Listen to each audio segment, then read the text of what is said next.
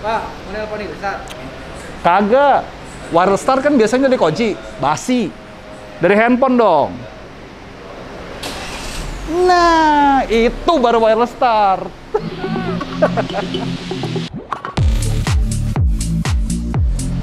Halo dan kembali di AutoNet Max dengan Audi. Nah, kita akan bahas sesuatu yang unik lagi kali ini, yaitu kiprah mobil-mobil Tiongkok di Indonesia. Jadi, sekitar 3-4 tahun belakangan ini, itu kan invasi mobil Tiongkok itu banyak banget ya di Indonesia. Dan salah satu yang ngegebrak itu adalah merek Wuling. Kalian bisa ingat, waktu itu dia masuk sebagai merek yang menjual mobil-mobil yang tanda kutip terjangkau, mulai dari Convero-nya.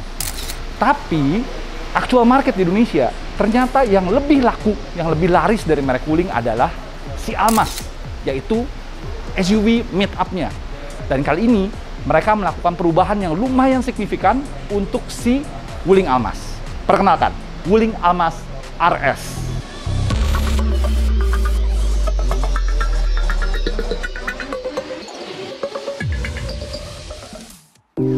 Nah, desainnya seperti apa? Desainnya ternyata lumayan berubah signifikan. Kalian bisa lihat front fascianya sekarang benar-benar beda dibandingin si Almas yang dulu, yang ada varian eksekutif dan varian Smart Enjoy. Nah, si RS ini apa aja perubahannya? Kita lihat. Pertama, grillnya udah nggak ada nggak ada listnya lagi dulu. Kalau dulu ada list satin chrome-nya gitu, sekarang dia clean, terus dibikin jadi lebih lebar, nempel di bagian kanan dan kirinya ini, dan ditambah aksen piano black plus aksen merah. Jadi kalau dulu kalian lihat tuh banyak krom-kromannya gitu kan, sekarang tuh jadi lebih clean, jadi lebih sporty. Nah, ada hal lagi yang unik. Kalau kalian lihat logonya juga berubah. Kalau dulu logonya merah, sekarang dia logonya jadi chrome, jadi elegan. Ini sebenarnya sedikit banyak ngebuktiin juga ya bahwa selera lokal itu diperhatikan di Wuling. Karena kalau kalian ingat, yang banyak ngeganti logo Wuling menjadi warna chrome seperti ini dulu adalah aftermarketnya lokal. Ternyata ini sekarang diaplikasikan di mobil Max Pro-nya. Nah, kalau kita lihat detail-detailnya lagi, ada yang unik. Kita lihat bagian sininya. Ini sekarang dilengkapi dengan front splitter atau front skirt-nya di sini. Ini sporty banget dan dibikin kayak aksen karbon. Jadi bikin mukanya nggak terlalu polos gitu loh. Dan masih diperhatikan approach angle-nya dan overhang depannya juga masih cukup baik untuk sebuah SUV. Dan ada lagi nih yang unik. Kamera 360 ada. Apaan ini? Ini adalah sensor radar. Jadi mobil ini sudah dilengkapi dengan fitur safety terbaru dari Wuling, ADAS.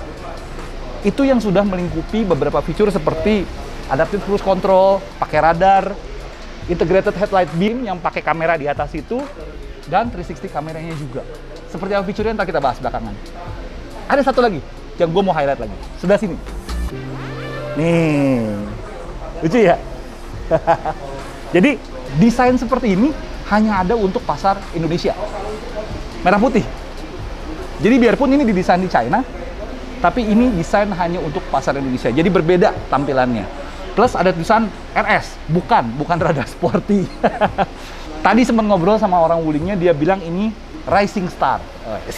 Kenapa Rising Star? Simple aja. Mobil ini dilengkapi dengan fitur-fitur yang sebenarnya canggih ya. Aman dan canggih, dan biasanya cuma ada di mobil 500-600 jutaan atau di mobil-mobil premium Eropa. Tapi Wuling membawa fitur-fitur ini di segmen mid agar semua orang bisa mencoba fitur-fitur safety ini. Nanti seperti apa fiturnya kita lihat. Sekarang kita lihat di bagian sampingnya. Apa aja yang beda? Yang beda, pelek.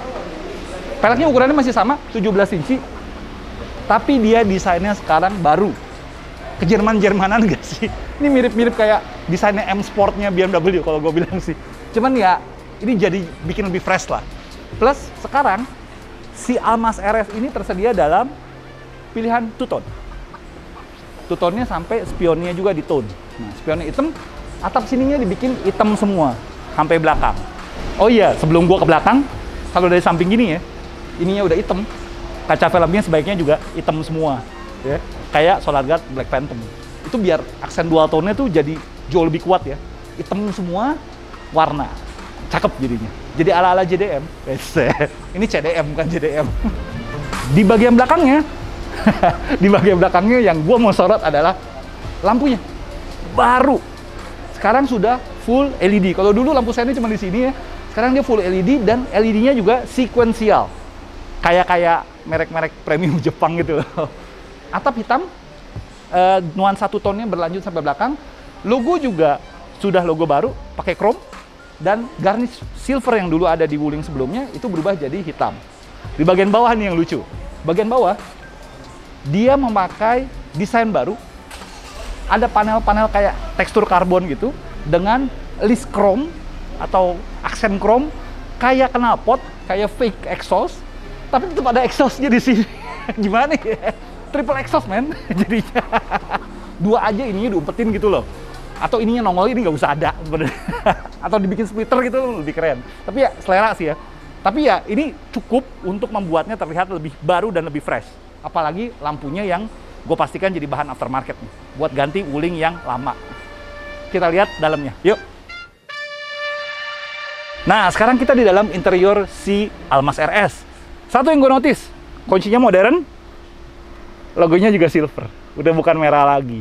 Secara desain, interiornya tidak ada perubahan dibandingin Almas yang biasa. Cuman fiturnya jadi bertambah banyak. Paling gampang, seperti tadi gue bilang, mobil ini sudah dilengkapi dengan ADAS atau driving system yang safety lah ibaratnya ya.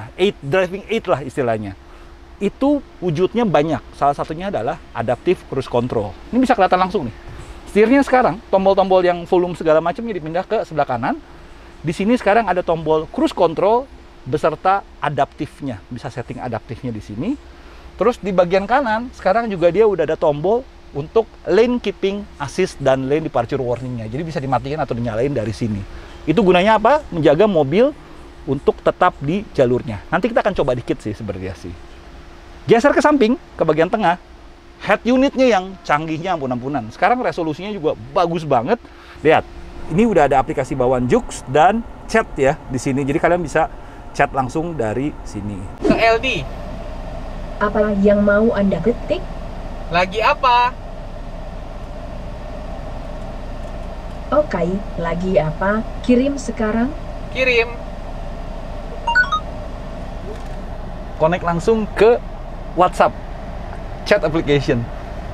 Jadi Anda menerima pesan WhatsApp baru. Danang mengatakan wala wala wala wala wala. Dan dibacakan. Ya, dan dibacakan. Dan safety-nya yang gue suka nih ya, dia udah ada adaptive cruise control, dia udah ada integrated highlight beam, forward collision warning, auto braking, lane departure warning, dan lane keeping assist-nya juga dia sudah ada. Jadi kalau bisa dibilang ini sebenarnya udah autonomous level 1 karena adaptive cruise control-nya juga sudah dilengkapi dengan stop and go condition. Jadi waktu kondisi macet, mobil ini bisa mengikuti traffic macet di depannya dan mempercepat atau memperlambat sesuai dengan ritme mobil di depannya. Ntar kita coba sendiri sih. Terus ini bisa disetting semua loh. Ada sensitivitasnya, bisa disetting. Lane departure warning-nya bisa disetting juga, kepekaannya tinggi atau kagaknya. Mode peringatannya juga bisa disetting. Tampilkan doang, bunyikan suara, getaran setir kemudi atau kombinasi itu semua. Nah, juga ada setting-setting lainnya untuk jendela, kunci pintu, lampu, dan lain-lainnya. Sisanya di sini masih ada tampilan-tampilan seperti peta, radio, musik, dan kamera 360 yang canggih. Kenapa canggih? Lihat nih ya. Kameranya kayak gerak, men. Tuh. Kameranya yang gerak loh. Bukan cuman dynamic line-nya doang yang gerak, tapi kameranya juga gerak loh. Canggih nih tuh, lihat kan. Ini benar-benar salah satu mobil dengan fitur tercanggih di kelasnya sih kalau gue lihat. Ini bisa kalian setting semuanya. Kita kembali ke home ya.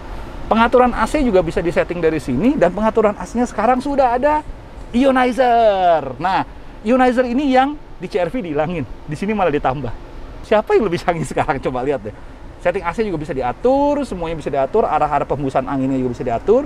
Autonya juga bisa diatur, tapi sayangnya dia masih belum dual zone, jadi masih single zone aja. Tambahan lainnya adalah sekarang dia sudah dilengkapi dengan wireless charging. Maklum kita bukan sultan, jadi nggak punya wireless charging handphone. Tapi handphone kalian bisa ditaruh di sini dan langsung bisa ngecas otomatis di sini. Jadi taruhnya di sini. Nah, head unit baru ini juga dilengkapi dengan sistem suara atau audio recognition atau voice recognition yang baru. Dan sekarang dia bisa mengenali konteks atau mode. Ada 4 mode yang disematkan di head unit baru ini. Contoh, mode pertama. Halo Wuling. Halo. Mode hujan. Oke, atur ke mode hujan. Begitu mode hujan nyala, wiper langsung nyala otomatis. Terus di sini langsung ada defogger biar nggak ngembun. Jadi memaksimalisasi pandangan ketika dalam kondisi hujan. Ada satu mode lagi yang kalau kalian mau cepet dingin. Halo Wuling. Halo. Mode segar. Oke, atur ke mode udara segar. Jadi kalau mode udara segar, itu di AC ditaruh di level 3, level tengah-tengah. Panoramiknya di tilt. Dan sirkulasi dibuka dari luar. Ini gunanya kalau kalian lagi jalan-jalan ke puncak, lagi jalan ke tempat dingin, udara segar masuk ke dalam mobil ini dengan satu perintah kata doang. Mode selanjutnya adalah mode sejuk. Mode sejuk itu biar kalian cepet sejuk lah kalau lagi panas banget. Caranya gimana? Halo Wuling. Halo. Mode sejuk. Oke, atur ke mode pendingin.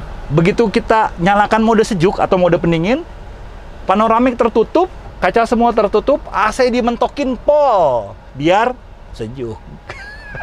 Sebenarnya ada satu mode lagi dan kalian bisa pilih modenya dari sini, hujan, segar, sejuk, dan mode langit. Kita coba mode langit kayak gimana.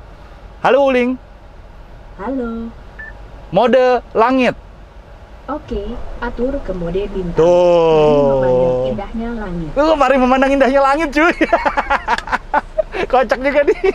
Jadi sebenarnya ini gimmick aja tapi lucu gitu loh. Karena dia kayak menyatukan beberapa fungsi ke dalam satu voice command. Memudahkan sekaligus jadi gimmick buat salesnya jualan. Tapi ini keren sih, sumpah. Tuh lihat. Bisa lihat kipas, bukan bintang.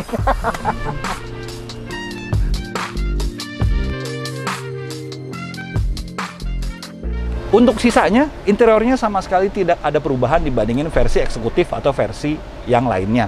Jadi joknya masih kulit, dia udah ada 3 baris, AC juga udah sampai baris ketiga sampai belakang, dan detail-detail lainnya juga masih sama dengan versi eksekutifnya. Dan sayangnya lagi ya, menurut gue dengan fitur secanggih ini, safety secanggih ini, airbagnya masih cuman 4 biji doang. Harusnya udah ada curtain airbag ya di kanan kirinya, tapi mungkin harganya juga jadi lebih tinggi. Itu aja sih sayangnya sih. Jadi kita coba bahas satu fitur lagi yaitu smartphone integration-nya. Yuk. Nah, sekarang kita bahas dikit WISE, Wuling Interconnected Smart Ecosystem, atau bisa kita bilang mobile phone akses untuk mobil. Aksesnya dari sini. Jadi kita nyalakan My Wuling Plus. Langsung ada interface seperti ini. Ini kalau kalian lihat 129 km ada range. Ini kita bisa buka kunci kendaraan langsung dari sini. Tuh, kebuka kan? Udah. Terus ini ada range mobil 129 km. Biru ini adalah kapasitas tangki bensin. Dan ini status mobilnya. Jadi kalian bisa buka atau kunci pintu dari sini. Ini pintunya tidak terkunci. Kalian bisa kunci. Ya kan? Tuh. Kalian bisa buka lagi. Kalian juga bisa unlock pintu bagasi. Unlock ya. Jadi itu tinggal dibuka doang. Nggak kekunci lagi. Ya, terus juga kalian bisa buka jendela atau tutup jendelanya. Nah, kalau merek Jepang bangga dengan wireless start dari kunci, dia sudah punya wireless start dari handphone. Hidupkan mesin. Dan wireless start dari handphone ini juga berfungsi tidak hanya menyalakan mesin, tapi juga bisa menyalakan AC-nya. Dan ini juga bisa kalian schedule kapan mobilnya mau dinyalain AC-nya. Jadi udah dingin duluan sebelum kalian jalan. Mirip dengan display key-nya BMW, tapi display key-nya BMW bisa nyeting juga, tapi bukan dari handphone. Jadi bisa dibilang Wuling Almas RS ini lebih canggih daripada mobil Eropa.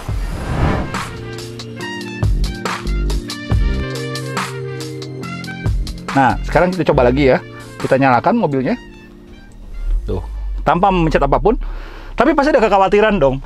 Wah, kalau mobilnya gue nyalain, ntar pas gue lagi nggak ada di tempat, kaca dipecahin, mobil bisa jalan dong. Nggak bisa. Karena kenapa? Begitu kalian nyalain mobil ini, ada orang masuk tanpa kalian menyalakan tombol start, itu transmisi ya, lihat ya, pencet rem ya, ini nggak bisa dipindahin, kekunci. Dan begitu kalian pencet gas, mati langsung. Jadi caranya gimana? Caranya adalah kalian nyalain mobilnya, oke. Nah, jadi ada satu sequence di mana supaya kalian bisa menjalankan mobil ini, kalian harus begitu masuk, biarpun kalian nyalain mobil dengan remote, kalian harus bawa kuncinya dan kalian harus pencet tombol engine startnya. Nanti dia jadi hijau. Kalau udah hijau gini, dia sudah bisa dipindahin. Oh, sorry, IPB-nya harus nyala. Nah, gitu. Itu safety supaya mobil ini nggak dicolong orang sembarangan. Nah, selain itu, yang membuat mobil ini juga sebenarnya canggih banget. Jadi bisa dibilang ini mobil pertama di Indonesia yang mengaplikasikan telematics. Jadi dia sudah bisa berkoneksi dengan internet langsung. Dia punya modul GPS di sini dan dia bisa tahu posisi dia terakhir di mana. Tuh. Kalian bisa lihat dengan akurasi yang amat bagus. Biarpun handphone kalian terpisah entah jauh di mana, lagi di Amerika, mobilnya lagi mana, kalian bisa lihat. Jadi bapak-bapak yang suka jalan-jalan aneh-aneh, jangan kasih pasangan kalian akses handphone. Ketahuan kalian main kemana-mana. Nah, selain itu, dia juga punya namanya geofencing atau pagar elektronik. Kita tentukan di sini. Nah, kalian bisa setting posisi kalian di mana, range kalian di mana. Jadi begitu mobil digunakan oleh orang lain dan keluar dari geofencing kalian atau dari pagar security kalian, si aplikasi dari mobil atau si sistem dari mobil akan memberikan notifikasi ke aplikasi ini bahwa mobil keluar dari area yang kalian tentukan. Ini berguna banget kalau misalnya kalian punya anak muda di rumah, kuncinya di rumah, dia pakai mobil sembarangan jalan-jalan, ketahuan pasti. Keren banget, ini asli keren banget. Nah, kalian juga bisa mencari musik melalui Wuling Win-nya atau komennya, dan juga kalian bisa melihat atau membalas chat WhatsApp dari komen sistemnya. Nah, itu semua sebenarnya balik lagi. Kita mikirnya itu semua harus ada koneksi internet kan? Benar. Jadi di dalam head unit si Wuling Almas RS ini, dia sudah ada SIM card. Dia udah ada paket data, tapi yang hanya digunakan sebenarnya pada dasarnya untuk geofencingnya saja. Dan feeding beberapa data lokasinya mobil ini. Sedangkan untuk chatting maupun musik, kalian membutuhkan akses internet dari handphone. Jadi dia punya akses internet sendiri, tapi untuk yang lebih besar dia pakai akses internet dari handphone. Sedangkan navigasinya dia sudah pakai peta offline. Tapi begitu kalian koneksikan ke handphone, dia akan ada update traffic atau kondisi lalu lintas dari data handphone. Jadi basically ini mobil sudah bisa berkomunikasi dua arah dengan handphone dan jaringan internet. Canggih banget. Ini kita sambut mobil dengan telematics atau dengan fitur internet pertama di Indonesia bisa dibilang. Karena balik lagi mobil Eropa pun mereka belum mengaplikasikan hal-hal seperti ini. Nah, sekarang kita nyobain adaptive cruise control. Caranya sebenarnya unik karena dia tuh sebenarnya dia nge-trace objek di depan mobil ini, terutama yang metal. Jadi mobil, sepeda, atau motor itu dia bisa nge-trace di depan sini. Nah, jadi kalau ada sepeda atau motor gitu tiba-tiba masuk ke dalam sini, dia tuh hilang, trackingnya tuh hilang. Jadi kalian harus kayak ngarahin lagi dan nge-tracking ulang ke objek yang di depannya kita gitu loh. Dia nggak otomatis langsung ngejas gitu, enggak juga. Belum sepinter itu, belum. Nah, ini sekarang kita akan nyoba, mobil di depan kita akan jalan dengan kecepatan tertentu, kita akan ngikutin tapi dengan menggunakan adaptive cruise control. Di sini kita udah aktifin, kita ada setting kecepatannya kurang lebih sekitar 30 km per jam dengan menggunakan ini.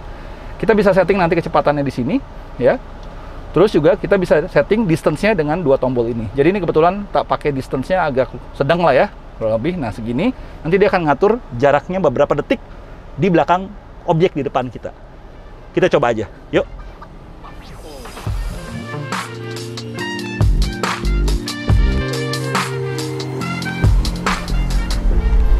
Nah ini kecepatan 35, kita bisa setting kecepatan dari sini.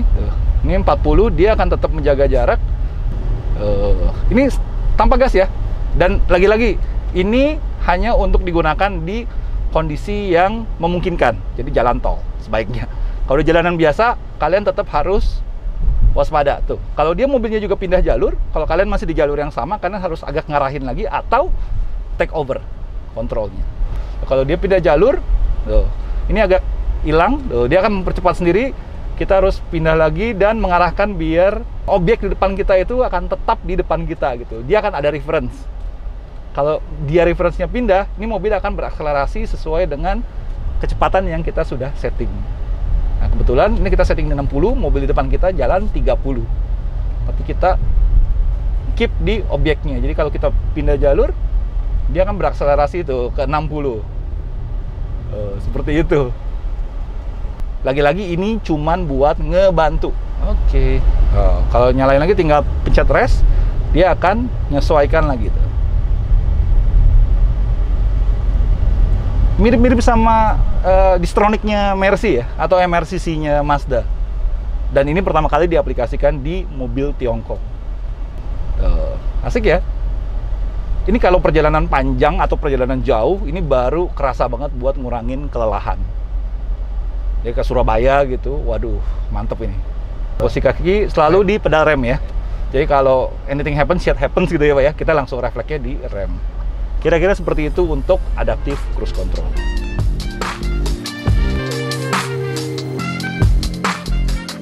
Nah ini sekarang kita coba adaptive cruise control dengan traffic jam assist. Jadi dia bisa ngikutin traffic jam assist atau bisa berhenti-berhenti sendiri ngikutin ritme mobil di depan kita. Kita coba ya.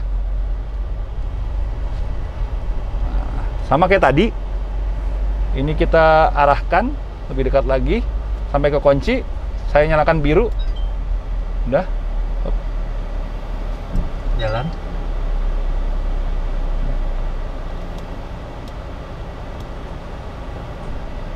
Udah, ini jalan.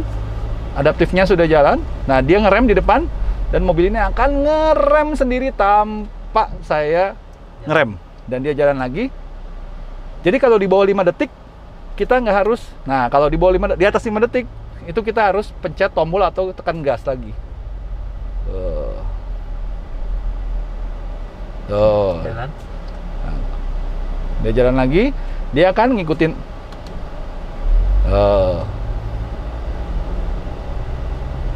Dia akan ngikutin. Dan kalau kecepatannya udah agak tinggi. Pertigaan berhenti. Nah, misalnya dia ngerem, mobil ini akan ngerem. Tuh, Jalan. nah, kalau dia jalan lagi, dia akan otomatis jalan lagi tanpa kaki main sama sekali. Nah, seperti gue bilang tadi, udah semi autonomous atau autonomous level 1. Tetap butuh intervensi, tetap kontrol masih harus kita yang pegang. Tapi ini memudahkan atau mengurangi fatigue ketika menyetir, apalagi menyetir jalan jauh. Oke, sekarang kita sampai pada kesimpulan Wuling Almaz RS. Pantas nggak gue bilang ini sebagai mobil tercanggih di Indonesia? Salah satunya kalau gue bilang sih ya. Karena dengan pengaplikasian WIN, pengaplikasian ADAS, value for money-nya menjadi jauh lebih tinggi, safety-nya juga jadi jauh lebih bagus. Beberapa fitur yang biasanya kita temuin di mobil-mobil Eropa atau di mobil-mobil let's say 500-600 jutaan, sekarang sudah menjadi standar di mobil yang kita harapin harganya 300-400 jutaan. Dan pengaplikasian geofencing, internet connection, WISE-nya sendiri atau integrated smartphone-nya sendiri, itu bikin mobil ini jadi mobil pertama di Indonesia yang menerapkan telematics. Bisa dibilang balik lagi, ini paket yang menarik sekali. Karena dengan tampilan yang baru dan dengan fitur-fitur yang advance, ini bikin mobil Jepang malu sih. Karena dengan harga segini, fiturnya kok bisa bejaban begini, bisa seabrek-abrek ini, sedangkan mobil Jepang masih tanda kutip pelit fitur. Nah, memang masih ada tetap beberapa kekurangan seperti desain-desain interiornya dan beberapa detail-detailnya juga masih belum berubah dibandingin versi sebelumnya. Tapi balik lagi, mobil dengan value for money setinggi ini dan fitur-fitur seperti ini bisa dibilang sebagai rising star atau trendsetter untuk pengaplikasian fitur-fitur safety untuk di mobil-mobil yang segmennya lebih bawah lagi. Jadi ke depannya kita bisa harapin teknologi-teknologi seperti ini ada di mobil 200 jutaan atau 300 jutaan kecil. Which is bagus buat market Indonesia. Oke, kira-kira itu aja kesimpulannya kali ini. Thank you udah nonton. Kalau kalian like video ini dan klik komen untuk komen apa aja tentang Wuling Almas RS ini. Jangan lupa subscribe dan tekan tombol lonceng untuk tahu notifikasi video selanjutnya dari Autonet Next. Audi sign off. Thank you udah nonton. Bye. Kita mau bahas sesuatu yang lagi unik dan beda. Kenapa? Kita lihat bagian sininya. Ini sekarang di nih ntar nih. Tasnya mau masuk nggak? Oh, jangan. Nah, kita lihat kecepatan agak tinggi. Rem. Tuh, nice loh. Ini lumayan halus juga lagi ininya. Mau nggak Pak? Jalan lagi Pak. Jalan.